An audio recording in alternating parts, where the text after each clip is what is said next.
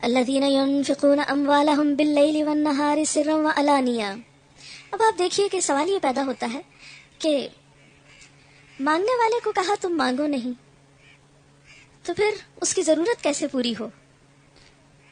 یہ مانگنے والے کی ذمہ داری نہیں، یہ دینے والوں کی ذمہ داری ہے کہ وہ دوسروں کی ضروریات کو سمجھیں، ان کو پہچانیں اور اپنے مال کا حق ادا کریں اور ضرورت مندوں تک خود اس کو پہنچائیں اور ان کے احسان مند رہیں کہ انہوں نے انہیں نیکی کا موقع عطا کیا۔ الذين ينفقون اموالهم بالليل والنهار سرا وعلانية فلهم اجرهم عند ربهم ولا خوف عليهم ولا هم يحزنون۔ جو لوگ اپنے مال شب و روز کھلے اور چھپے خرچ کرتے ہیں ان کا اجر ان کے رب کے پاس ہے، محفوظ ہے، فکر نہ کریں، ان کا مال ضائع نہیں جا رہا اور ان کے لیے کسی خوف اور رنج کا مقام نہیں ہے۔ الذين يأكلون الربا لا يقومون إلا كما يقوم الذي يتخبطه الشيطان من المس۔ اس کے برعکس جو لوگ سود کھاتے ہیں ان کا حال اس شخص کا سا ہوتا ہے جسے شیطان نے چھو کر باولا کر دیا ہو، اور اس حالت میں ان کے مبتلا ہونے کی وجہ یہ ہے کہ وہ کہتے ہیں تجارت بھی تو آخر سود ہی جیسی چیز ہے، حالانکہ اللہ نے تجارت کو حلال کیا اور سود کو حرام کیا۔ قرآن پاک کی متعدد آیات پڑھ کر آپ دیکھ رہے ہیں کہ اسلام کا مزاج دینے والا ہے، اسلام دینے پر اکساتا ہے، لینے والا نہیں۔ اور بخل اور ایمان تو ایک دل میں جمع نہیں ہو سکتے۔ حرص اور خود غرضی اور صرف اپنی ذات کا فائدہ سوچنا یہ اسلامی اخلاق اور شعار ہے ہی نہیں۔ اس لیے کہاں یہ کہ انسان دوسروں کو دینے کی بجائے ضرورت مند کی ضرورت سے فائدہ اٹھائے اور دینے کی بجائے اس سے لینا شروع کر دے اور اس کا خون نچوڑے اور ضرورت مند کو قرض دے کر اس قرض سے نفع حاصل کرے۔ اسی لیے ربا کو، سود کو سخت ناپسندیدہ قرار دیا گیا، اور ربا کی تعریف آپ نے کیا کی؟ کل قرض جر نفعا فہو ربا، کہ ہر وہ قرض، ہر قرض، کل قرض، کیونکہ عام طور پر مغالطہ یہ دیا جاتا ہے کہ یہ کنزمپشن لون پر آتا ہے، اس کا اطلاق ہوتا ہے، دوسرے پر نہیں، پروڈکشن لون پر نہیں یا انویسٹمنٹ لون پر نہیں، جبکہ تعریف میں کیا آتا ہے؟ کلو قرض، ہر قسم کا قرض، ہاں وہ پہلی قسم ہو یا دوسری، دونوں ہی قرض ہیں۔ جر نفعا یعنی مال دے کر مال پر کسی سے نفع لینا، فہو ربن، یہی تو ربا ہے۔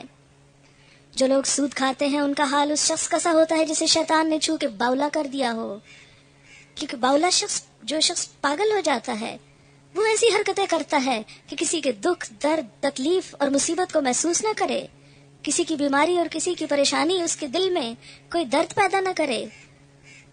لہذا اس شخص کو ایک مجنون انسان سے تشبیہ دی گئی کہ جو مال کی محبت میں پاگل ہو چکا ہو اور ہر قیمت پر صرف اپنی ہی تجوری بھرنا چاہتا ہو، ایسا شخص تو پوری طرح شیطان کے تسلط میں ہے۔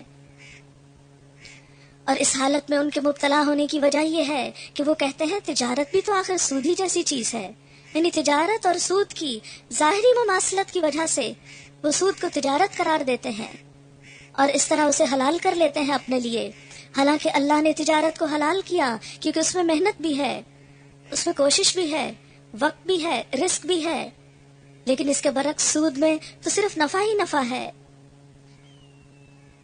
اسی لیے اسلام سود کے سخت مخالف ہے۔ نبی صلی اللہ علیہ وسلم نے اپنی متعدد احادیث میں سود کی سخت مذمت فرمائی۔ نبی صلی اللہ علیہ وسلم نے فرمایا 7 مہلک چیزوں سے بچو۔ صحابہ کرام نے دریافت کیا یا رسول اللہ صلی اللہ علیہ وسلم وہ کیا ہیں؟ آپ نے فرمایا اللہ کے ساتھ شرک کرنا، جادو کرنا، کسی شخص کو ناحق قتل کرنا، سود کھانا، یتیم کا مال کھانا، جہاد کے وقت میدان سے بھاگنا، پاک دامن عورتوں پر تہمت لگانا۔ شب معراج میں آپ صلی اللہ علیہ وسلم نے کچھ لوگوں کو دیکھا جن کے پیٹ بڑے بڑے گھڑوں کی مانند تھے۔ پوچھا گیا یہ کون لوگ ہیں؟ جبریل علیہ السلام نے بتایا یہ سود خوار ہیں، ان کے پیٹوں میں سانپ بھرے ہوئے تھے، وہ ان کو ڈس رہے تھے اور وہ پیٹوں کے باہر سے نظر آ رہے تھے۔ جبریل علیہ السلام اور آپ صلی اللہ علیہ وسلم ایک سرخ نہر پر پہنچے جس کا پانی خون کی طرح تھا. دیکھا کہ اس میں کچھ لوگ ہیں جو بمشکل تمام کنارے پر آتے ہیں، لیکن کنارے پر ایک فرشتہ بہت سے پتھر لیے بیٹھا ہے. وہ ان کا منہ پھاڑ کر ایک پتھر منہ میں اتار دیتا ہے. وہ پھر بھاگتے ہیں. پھر یہی ہوتا ہے. پوچھا تو معلوم ہوا یہ سود خوروں کا گروہ ہے. نبی صلی اللہ علیہ وسلم نے فرمایا 4 آدمی ایسے ہیں کہ ان کے بارے میں اللہ تعالیٰ نے اپنے اوپر لازم کر لیا کہ ان کو جنت میں داخل نہ کرے اور جنت کی نعمت نہ چکھنے دے. وہ 4 یہ ہیں: شراب کا پینے والا عادی، سود کھانے والا، یتیم کا مال ناحق کھانے والا، والدین کی نافرمانی کرنے والا. نبی صلی اللہ علیہ وسلم نے یہ بھی فرمایا جب کسی قوم میں سود کے لین دین کا رواج ہو جائے تو اللہ تعالیٰ ان پر ضروریات کی گرانی مسلط کر دیتا ہے، یعنی ان میں روزمرہ کی ضرورت کی چیزیں مہنگی سے مہنگی ہو جاتی ہیں. یہ آپ نے پیشن گوئی فرمائی تھی. اور جب کسی قوم میں رشوت عام ہو جائے تو دشمنوں کا روب اور غلبہ ان پہ ہو جاتا ہے، پھر دشمن ان پہ مسلط ہو جاتے ہیں. آپ صلی اللہ علیہ وسلم نے فرمایا ان گناہوں سے بچو جن کو معاف نہیں کیا جاتا: مال غنیمت کی چوری اور سود کھانا. صحیح مسلم کی روایت ہے، نبی صلی اللہ علیہ وسلم نے فرمایا اللہ نے لعنت فرمائی سود کھانے والے پر، کھلانے والے پر، لکھنے والے پر، دونوں گواہوں پر، اور فرمایا وہ برابر ہیں. نبی صلی اللہ علیہ وسلم نے فرمایا سود کا 1 روپیہ کھانا 36 مرتبہ زنا کرنے سے زیادہ برا ہے. قرآن پاک میں سود کی حرمت پر 7 آیات، 40 احادیث اور اجماع امت ہے کہ سود حرام ہے. پھر فرمایا فمن جاءہ موعظۃ من ربہ فانتہی فلہ ما سلف وامرہ الی اللہ. لہذا جس شخص کو اس کے رب کی طرف سے یہ نصیحت پہنچے، آئندہ کے لیے وہ سود خواری سے باز آ جائے، تو جو کچھ وہ پہلے کھا چکا سو کھا چکا، اس کا معاملہ اللہ کے حوالے ہے. اور جو اس حکم کے بعد پھر اسی حرکت کا اعادہ کرے وہ جہنمی ہے جہاں وہ ہمیشہ رہے گا. اللہ سود کو مٹانا چاہتا ہے اور صدقات کو نشو و نما دیتا ہے، اور اللہ کسی ناشکر بدعمل انسان کو پسند نہیں کرتا. ہاں جو لوگ ایمان لے آئیں اور نیک عمل کریں اور نماز قائم کریں اور زکوٰۃ دیں، ان کا اجر بے شک ان کے رب کے پاس ہے، اور ان کے لیے کسی خوف اور رنج کا موقع نہیں ہے. یا ایھا الذین آمنوا اتقوا اللہ وذروا ما بقی من الربا ان کنتم مؤمنین. اے لوگو جو ایمان لائے ہو، خدا سے ڈرو اور جو کچھ تمہارا سود لوگوں پر باقی رہ گیا ہے اسے چھوڑ دو اگر تم واقعی ایمان لائے ہو. اگر تم نے ایسا نہ کیا تو آگاہ ہو جاؤ کہ اللہ اور اس کے رسول کی طرف سے تمہارے خلاف اعلان جنگ ہے. پھر اللہ سے جنگ کر کے کون جیت سکتا ہے؟ اب بھی توبہ کر لو اور سود چھوڑ دو تو اپنا اصل سرمایہ لینے کے تم حقدار ہو. نہ تم ظلم کرو نہ تم پہ ظلم کیا جائے. ہو سکتا ہے آج تم قرض دینے والے ہو اور سود لینے والے ہو، اور کل تم پر ایسا وقت آ جائے کہ تم بھی لینے والوں کی صف میں کھڑے ہو، پھر اپنے لیے کیا چاہو گے؟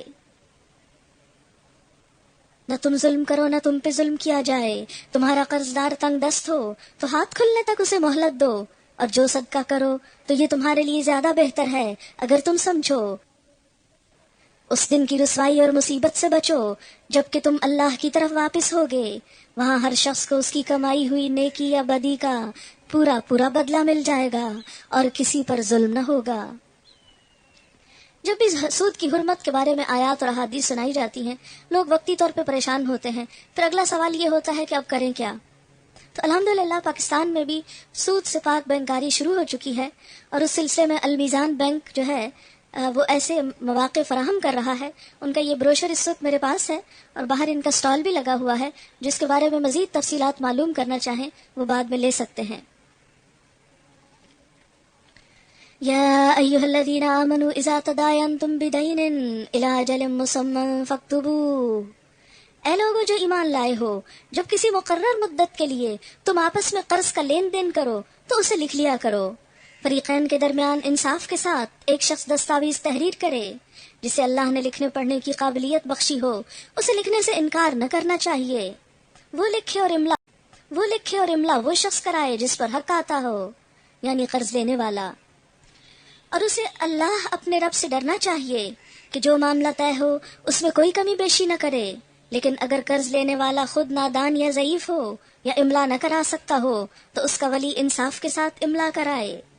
پھر اپنے مردوں میں سے 2 آدمیوں کی اس پر گواہی کر لو، اور اگر 2 مرد نہ ہوں تو 1 مرد اور 2 عورتیں ہوں، تاکہ ایک بھول جائے تو دوسری اسے یاد دلا دے۔ اس آیت پر بھی عموماً خواتین بہت ناراض ہوتی ہیں کہ اسلام نے 1 مرد کے مقابلے میں 2 عورت کی گواہی کیوں قرار دی۔ بات یہ ہے کہ اگر غور سے اس آیت کو پڑھا جائے تو مالی معاملات میں 1 مرد کی نہیں 2 مردوں کی گواہی مانگی گئی ہے، وہاں بھی 2 مرد ہیں، اور اگر 2 مرد نہ ہوں اور 1 مرد ہو تو پھر 2 عورتیں، یعنی عورتیں بھی گواہی دیں تو 2 ہی ہوں۔ پہلی بات تو یہ۔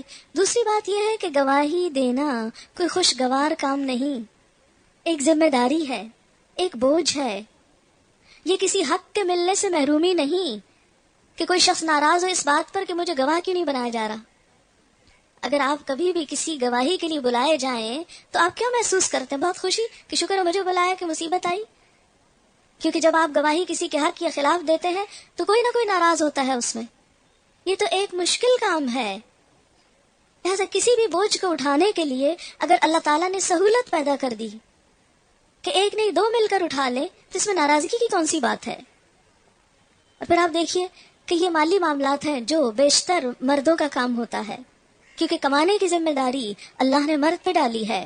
عورت کو تو اس نے سہولت بخشی کہ گھر بیٹھ کر راج کرے، مرد کمائے اور عورت استعمال کرے۔ کتنا بڑا اعزاز ہے، کتنی بڑی سہولت ہے۔ ان خواتین سے پوچھئے کہ جو سارا دن خوار ہو کر کچھ کما کے لاتی ہیں کہ ان کو کمانے کے بعد خرچ کرنے کی بھی فرصت نہیں ہوتی، گھر کی ذمہ داریاں بھی ان پر ہیں اور باہر کی بھی ان پر ہیں، لہٰذا یہ بھی ایک چونکہ ذمہ داری تھی، اس لیے سہولت یہ رکھی گئی کہ اس کو 2 عورتیں مل کر اٹھا لیں اگر کبھی ضرورت پڑے۔